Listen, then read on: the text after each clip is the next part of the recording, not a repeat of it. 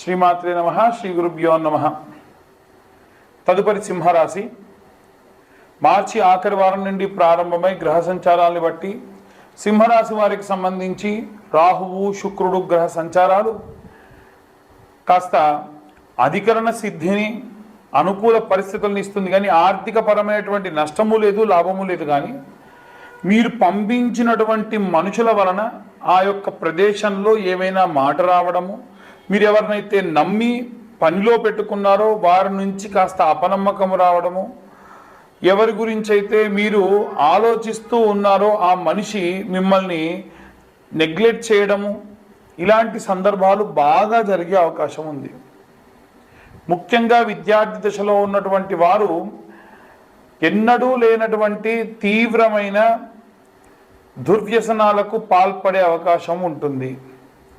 గృహిణులు అలాగే ఉద్యోగస్తులకు సంబంధించిన విషయానికి వస్తే వీరు తీసుకునే నిర్ణయం సరైంది అయినప్పటికీ ఒకటికి 10 సార్లు ఆలోచించి ఆ యొక్క పనిని విరమించుకోవడం, తర్వాత ఇంకొకరు ఆ పని చేయగానే అయ్యో చాలా అద్భుతంగా ఉండేది, మనం అనవసరంగా చేయకుండా ఆగాము అని బాధపడడం జరుగుతుంది. ముఖ్యంగా మీడియాకు సంబంధించి, రాజకీయాలకు సంబంధించి మీడియాలో కానీ రాజకీయాల్లో కానీ ఏదైనా ఒకసారి పని అనుకున్నారంటే గన్ షాట్ చేసేయాలంతే. అలా కాకుండా ఎలాంటివి చేసినా చాలా తీవ్రమైనటువంటి ఇబ్బంది పడే అవకాశం ఉంది. ఇక ప్రత్యేకంగా చూసుకున్నట్టయితే ఈ యొక్క గ్రహ సంచారాలు ఇవన్నీ పక్కకు పెడితే సింహరాశి వారికి సంబంధించి జాతకరీత్యా గనక గురువు శుక్రుడు సూర్యుడు ఉచ్చస్థితిలో ఉంటే అద్భుతాలు చేసే అవకాశం ఉంది. కాబట్టి వీలైనంత వరకు కూడా ఎవరైనా సరే జాతకాన్ని ఫాలో అవుతున్నారు, మీ డేట్ ఆఫ్ బర్త్ టైంలు తెలవనటువంటి వాళ్ళు ఇప్పుడు నేను చెప్పబోయేటువంటి రెమెడీస్ పాటించండి, అంతవరకు ఓకే. అలా కాకుండా మాకు డేట్ ఆఫ్ బర్త్ టైం తెలుసండి అనుకున్న వాళ్ళు మీ జాతకం తెలుసుకొని పూర్తిగా విశ్లేషణతో మీ జాతకం గురించి తెలుసుకోండి. గ్రహ సంచారాలను బట్టి రకరకాలైనటువంటి మార్పులు జరగవచ్చు. కాబట్టి 2025 సంవత్సరంలో కేవలం 2025 రూపాయలు మాత్రమే ఛార్జ్ చేయడం జరుగుతుంది. పూర్తిగా విశ్లేషణతో కూడినటువంటి జాతకం మీకు అందించడం జరుగుతుంది. ఇక అన్ని వర్గాల వారు ఇలాంటి రెమెడీస్ తీసుకోవాలి, ఇలాంటి మంత్రపఠనం చేయాలనే విషయాన్ని ఇప్పుడు మనం తెలుసుకో. రాహుగ్రహ మరియు శుక్రగ్రహ సంచారం వలన ఎలాంటి పరిస్థితులు ఉంటాయి, ఎలాంటి జాగ్రత్తలు తీసుకోవాలి, ఎలాంటి మంత్రపఠనం చేయాలి, అది కూడా ఏ ఏ వర్గాల వారు ఎలాంటి మంత్రం చదివితే ఎలాంటి రెమెడీస్ పాటిస్తే మంచిది అనేటువంటి విషయాన్ని ఇప్పుడు మనం తెలుసుకుందాం. ప్రప్రథమంగా విద్యార్థి దశలో ఉన్నటువంటి వారికి సంబంధించిన విషయానికి వస్తే ప్రత్యేకమైనటువంటి శ్రద్ధ, ప్రత్యేకమైనటువంటి భక్తి అవసరం. అయితే ప్రతిసారి విద్యార్థుల గురించి ఏముందండి, సరస్వతీదేవి గురించి చెప్తారు, మేధా దక్షిణామూర్తి గురించి చెబుతారు అనంటే ఈ కాలంలో పిల్లలకు సంబంధించి ముఖ్యంగా నిద్రలో ఉలిక్కి పడడం కానీ, ఏమైనా నిద్ర లేమితనం కానీ, అపారమైనటువంటి భయంతో కూడినటువంటి సంచారం కానీ జరుగుతుంది. ఎందుకంటే రాహువు పొగ రూపేణ, మత్తు రూపేణ పిల్లల్నే కాకుండా మిగిలిన అన్ని వర్గాల వారిని కూడా ఇబ్బంది పెట్టడం సర్వసహజం. కాబట్టి ఇలాంటివి ఏవి కూడా కలగకుండా ఉండాలి అంటే ఎలాంటి రెమెడీస్ తీసుకోవాలి అనంటే విద్యార్థులు హనుమాన్ చాలీసా లేదా ఆంజనేయ స్వామి యొక్క గాయత్రి చదవడం మంచిది. హనుమాన్ చాలీసా అనేటువంటిది నిత్యము కూడా అసుర సంధ్యా సమయంలో స్కూల్కి వెళ్ళి వచ్చిన తర్వాతకి నిర్దిష్టంగా ఒక దగ్గర కూర్చుండబెట్టి పిల్లలతోని చదివించడం వలన విశేషమైనటువంటి శక్తిని సంపాదిస్తారు. అయితే ఇప్పుడు నేను చెప్పేటువంటి విషయం ఏదైతే ఉందో ఈ యొక్క మార్చిలో ఉన్నటువంటి ఆఖరి వారంలో ప్రారంభమయ్యేటువంటి కాలం. అంటే 21, 22వ తేదీల సమయంలో ఎలాంటి ప్రభావాలు ఉంటాయి అనేటువంటి విషయం గురించి ఇప్పుడు మనం మాట్లాడుతూ ఉన్నాం. అయితే గృహిణులు, స్త్రీల విషయానికి వస్తే మనకి అభిరామి స్తోత్రము అనేటువంటి స్తోత్రం ఉంటుంది. ప్రత్యేకంగా ఈ అభిరామి స్తోత్రమును తులసి దళములతో, చాలామంది తులసి దళాలు అంటే ఆకులు తీసుకొస్తూ ఉన్నారు. దళం అంటే దానితో పాటుగా జతగా ఉండాలి.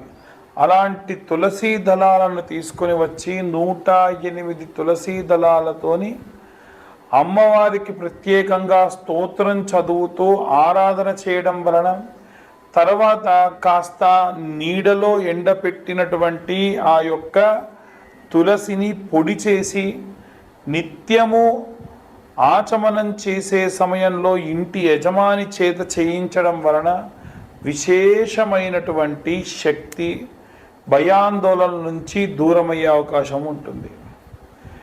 ఉద్యోగస్తులకు సంబంధించిన విషయానికి వస్తే, ఉద్యోగస్తులు ప్రత్యేకంగా గురుచరిత్ర పారాయణం కానీ, సుందరాకాండ పారాయణం చేయించుకోవడం మంచిది.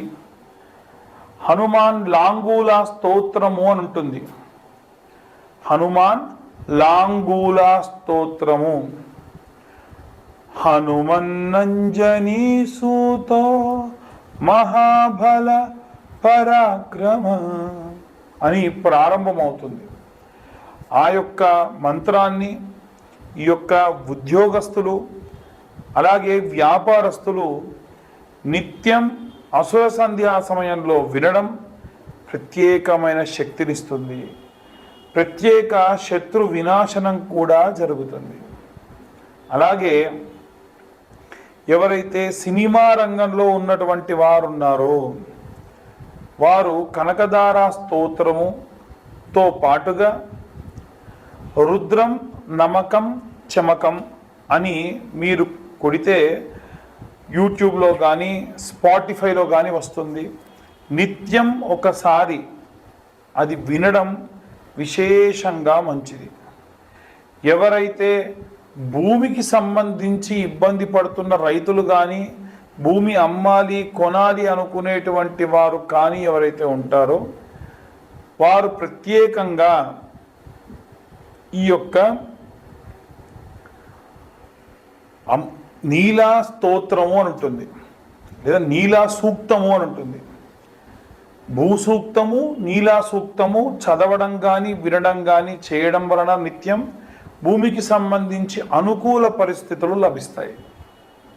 ఇక ఎవరైతే ఈ యొక్క రాజకీయ రంగంలో ఉన్నటువంటి వారు ఉన్నారో వారు ప్రత్యేకంగా దుర్గాదేవి యొక్క కవచముతో ఆరాధన చేయడం మంచిది.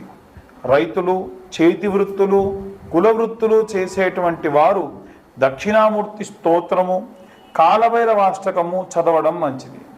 అలాగే ఎవరైతే ఈ యొక్క పిల్లలు లేకుండా వృద్ధాప్యంలో ఉన్నారో వారు వీలైనంత వరకు కూడా ఈ యొక్క ప్రసన్న మహాకాళి దేవాలయానికి వెళ్ళి అమ్మవారి యొక్క ఆరాధన అభిషేకంలో పాల్గొనడం మంచిది.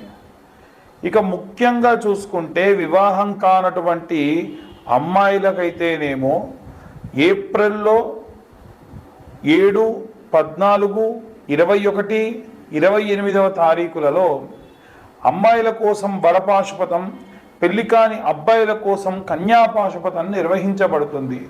ఈ పాశుపతానికి 20-25 వేల దాకా ఖర్చు అవుతుంది. కానీ ఎటువంటి సామూహికంగా లేకుండా ఎవరికి వారికే చాలామంది ఇబ్బంది పడుతున్నారని అడుగుతున్నారు. కాబట్టి ఈ యొక్క పాశుపత హోమం అంటే కన్యా పాశుపతం, వరపాశుపతం కేవలం 15,000 రూపాయలకి సామాగ్రంతా మేమే అరేంజ్ చేసి చెప్పడం జరుగుతుంది, చేయించడం జరుగుతుంది. ఇక జాతకం గురించి చాలామంది అడుగుతూ ఉన్నారు. 2025వ సంవత్సరంలో పూర్తి జాతక విశ్లేషణకి 2,025 రూపాయలు మాత్రమే ఛార్జ్ చేయడం జరుగుతుంది. ఎవరికైనా ఇంట్రెస్ట్ ఉంటే కింద ఉన్న నెంబర్ కాల్ చేసి మీ పేరు, మీ గోత్రం, మీ ఇంటి పేరు, మీ పేరు నమోదు చేయించుకోవచ్చు. సర్వే జనా సుఖినో భవంతు.